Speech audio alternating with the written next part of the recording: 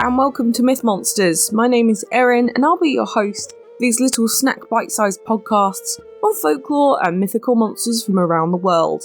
These podcasts focus on the actual cryptids, folklore and mythic monsters from global mythology, rather than focusing on the full stories of heroes and their big adventures.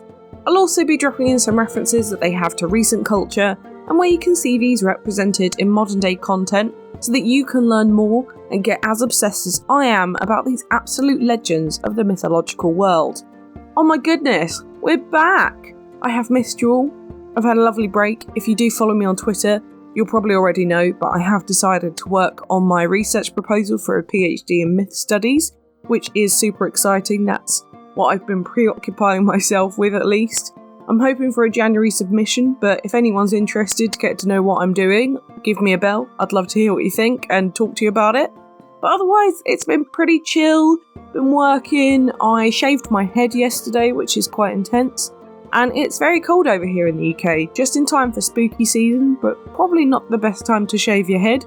But speaking of which, this monster is also pretty spooky, and originating in a place that we've not actually covered before. So this week, it's a really fun one. It's the Gargoyles from French and European folklore. It's a really common monster. It's a really common one, and one that most people have heard of, even if they're not a massive mythology nerd like me. They are generally described as a winged, fanged creature that are made of either stone, cement or brick, and they live on the sides of churches and Gothic structures from Europe, such as castles and monasteries. These are very literally real. You can see these in real life on the sides of these buildings, so they do very literally exist, but it is debated that they are a monster from this form. During the day, it's said they sit hard as nails in their posts, watching everything. However, at night, their stony bodies turn to flesh, and they are able to move freely and shed their stone-like skin. They also just kind of sit around and watch on their turrets, keeping an eye out for evil spirits lurking around the buildings they guard. But they can also fly around the area, but not too far, as their bodies will turn back into stone if they leave the vicinity of their home structure for too long or go too far away from it. They also can't move about in the day, and certainly not through their own choosing at least, and their bodies will revert again to their stony form if exposed to sunlight. In terms of other powers though, they're generally considered immortal, as any damage obtained during the active evening hours is repaired as soon as the gargoyle becomes stone again. They also obviously cannot age or become ill with any sickness or disease, so they are very much impervious to most damage. However, that does lead me on to their one weakness. They can be smashed or damaged when in their stone state, much like a statue could be, for example. If a gargoyle is destroyed whilst in its stoic form, its fleshy form in the evening and soul, spirit, whatever, would also be destroyed. It could also be mutilated this way as well, so if, for example, an ear is chipped during the day for some reason, it would also be reflected in the gargoyle's flesh form in the evening.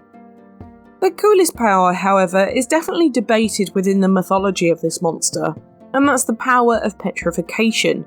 Sort of like the Gorgons from Greek mythology. However, instead of a gaze from a snaky lady, which is immediate death, it can be activated by touch. This infection is really slow and will spread across the body, much like, say, Grayscale from the Game of Thrones universe. It's said that this type of petrification will last a few days and take that long in order to kill the person and turn them into a statue, ironically as well, which I think is quite funny. There is not much information on why a gargoyle would do this to a person. It's definitely not a nice way to go, but also I just find it quite funny that they turn people into ornaments like them. So Erin, are they good or evil? Because petrification sounds pretty evil. Well, the quick answer is that we're not really sure. It's actually quite tricky to set down a definite history of this monster, differing to the actual gargoyles that can be seen on buildings architecturally.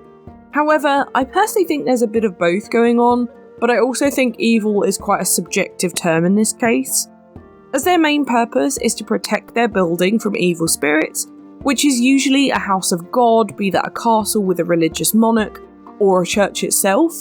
I guess the being's intentions if they're evil against that place, a gargoyle would attack. However, if you're inside that building, technically it's also then protecting you, which kind of makes it good. So it's kind of tricky. I inherently think it's completely impartial to people, and it only attacks when its actual place of living and perch is threatened. So in theory, its life then is threatened, and that makes sense in a defensive way. Now, on to etymology. The word gargoyle is actually really interesting. Most people read it and go, that is a very, very French word. But it's also Latin, and in Latin it's gargula, which translates to gullet, which comes from the word root gar, which means to swallow in Latin. Now, French is a Latin-based language, much like Spanish and Catalan, Portuguese, Romanian, Italian and Romansh, so it makes sense that it's derived from the same kind of thing, but the actual French word for gargoyle is gargoyle, which is the best French accent I could possibly do, which means throat in English. It's also connected to the French word gargariser, which means to gargle, which is pretty gross. However, I will save you a Google Translate. It doesn't actually translate to this officially, and translates to gargoyle in English. Most of these other Latin languages do also have the same translation too, with garganta in Portuguese and Spanish, and gogola in Italian. Now, in history, they do have a pretty weird background. We kind of have to battle with the fact that these monsters are also very much intertwined with architectural history throughout Europe, which does make things a little bit difficult. Now, you might be wondering, why are all of these translations linked to the idea of them being connected to gargling or some kind of gullet, some kind of water activity within the body, right? Well, it's actually really important to their history and actually why they exist physically as well as within their mythical state as well. However, we'll get onto that a bit later. As usual, I like to keep you hanging. Now, of course, the monster did come after the stone ones, but we can trace these creations back to at least the 13th century in French architecture. If you've seen a gargoyle in real life on churches in a European city, or even now in American churches, you might not even notice that there's a functional use to them as well as their spooky side. They're actually used as water spouts, and if you look closely enough, you might be able to see the pipes that flow through them to relieve church roofs of too much pressure and to avoid water damage to the sides of buildings during the very usual wet seasons of Central Europe. Because they were basically an original gutter, they were and still are massively helpful to this day. So it is still quite common to find new churches with gargoyles on, but they are very traditionally linked with Gothic architecture. I did say I'd come back to the fact that they were linked to water and spouts and stuff like that, so based off of that you can kind of tell where this translation comes from, and actually where their name kind of comes from too. They were invented, of course, with this in mind, however they did serve another purpose. And we kind of talked about this earlier in terms of the monster description, but due to their hideous looks, they were said to ward off evil spirits. And considering they were usually attached to churches, it was believed they would keep demons out of the house of God as stalwart guardians, so ugly that they would frighten off the evils of hell itself. The rumours of gargoyles as monsters swiftly followed, because it makes complete sense. It's a stone guardian of churches so fearsome it scares off demons? Yeah, I totally get it. However, there is a story that enforces the legacy of the gargoyle as a mythical monster though, which is the story of St. Romanus, who had to fight a dragon, as apparently is a pretty common activity for a saint. He did this to save his village, and amazingly, the name of the dragon, and this again links back to our weird etymology this week, was La Gargoyle. So you can kind of see how this does like a major 160 and just all comes back together to having not only the etymology linked to their physical use, but also to this mythical use and linking it to a monster. But the actual story was that he defeated the monster and he burned the dragon's body. However, because a dragon breathes fire, the head and the neck cannot be burnt as they had previously had fire in them before. I guess they were impervious. Therefore, the saint took the remaining parts and he mounted them on the walls of the church to ward off any threats from outside the village or evil spirits that we talked about earlier. I guess it worked too, since this tradition in churches hath remained ever since, but does not always feature a dragon's face, but sometimes it really does, and most of the time it's usually just a grotesque kind of demon-looking face. But also that's something we can talk about here now too, the grotesque, which in theory is another French monster. However, I can do like a quick summary here. I'm still trying to decide whether it gets its own standalone episode. It's basically very much the same as a gargoyle, but they do not have wings, and they only exist within architecture to frighten off evil spirits. They don't have a physical usage. So actually, if you ever see a gargoyle that doesn't have a water spout of some kind, it's actually a grotesque. So some people do, of course, mix the two monsters up, as they are very similar.